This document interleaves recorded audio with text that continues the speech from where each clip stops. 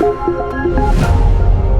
this is Alexis from the Kiteboarder Magazine. I'm here at the North booth with Sky. How you doing, sir? I'm doing great. How are you, Alexis? I'm doing awesome. I right. hear you got some good-looking kites this year. We do, yeah. Let's check them out. Which one do you want to know about first? I want to hear about all of them. Okay, well, let's start with this one right up here. This is the Rebel.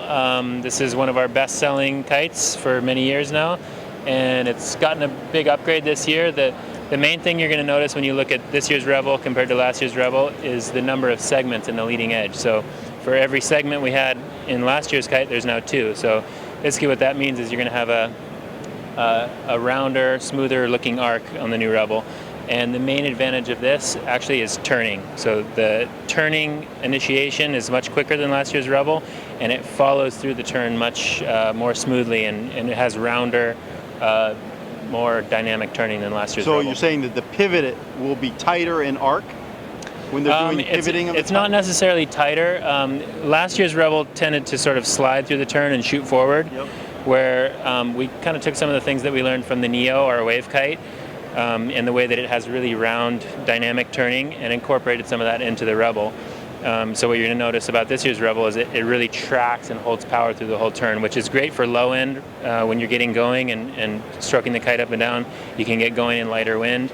But the great thing, and what took us so much work in this year's Rebel with this big upgrade, is keeping all of the other performance characteristics that make the Rebel what it is. A very unique kite that has a really short bar stroke, that's really good for jumping, has really quick D-power, keeping all of those characteristics, but incorporating this new rounder turning. Awesome. Now, let's go on to the next kite. Okay, so the next kite up here is the Neo, and that is our wave-specific kite.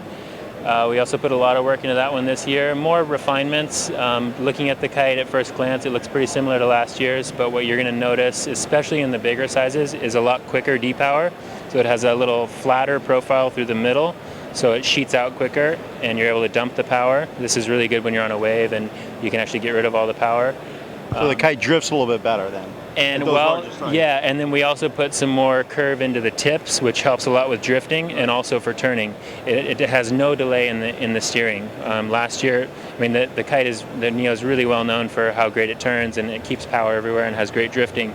But we were able to improve that even slightly more by adding more curve to the tips. Wow. So we've touched on the main 2. Let's talk about some of the other kites. Okay, well, the other kite that's up here in the range is the Dice, and I think we're going to have Colleen come and talk about that one. So I'm here with Colleen. Let's talk about the Dice. Yeah, let's do it. This year's Dice is really awesome. It's been a solid kite in our range for a few years now, and it's still very similar to last year. Last year's kite was awesome, so we really didn't want to change it too much. We had great feedback from it, but for 2017 we did make a few slight changes. So the biggest changes are going to be, there's a new Dacron frame around the kite. You're not going to see this too much. You can see it more so on the trailing edge, but it actually goes around the entire frame of the kite. So what that does is it really added some structure to the kite. It's going to feel really solid in the air, have really little flutter. And so in general, it's just going to make it a more solid feeling flying kite.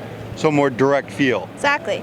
Another thing that this is going to do is, last year we had quite a few people that felt the bar pressure was a little bit light for their liking, and so it's going to add just a little bit of bar pressure, giving you a little bit more of a direct feel, like you said.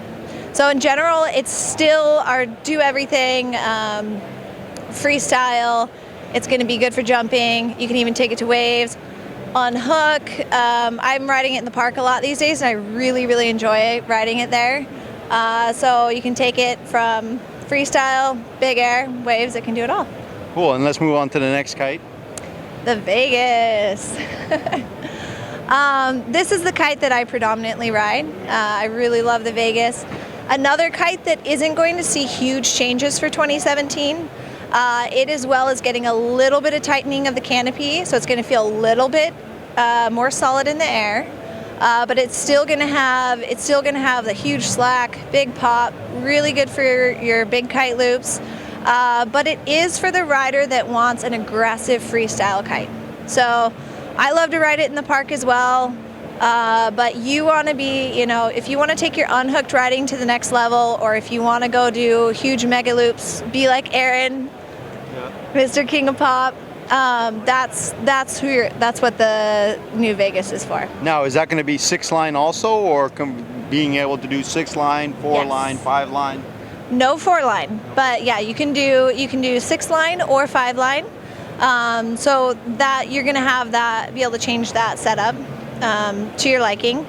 Another thing is it's still very tunable. We have 3 settings at the wingtip for the Vegas. So you can make it a little bit more forgiving, a little bit more free ride, or you can make it super hard, direct bar feel, less D-power, and you can play with those settings. It's really easy to change the pigtail from the positions on the wingtip and customize it for your riding style. Now, I know we didn't go into any of the real specifics, all the kite sizes, all that stuff. So where can they go online to see all that stuff? Go to northkites.com.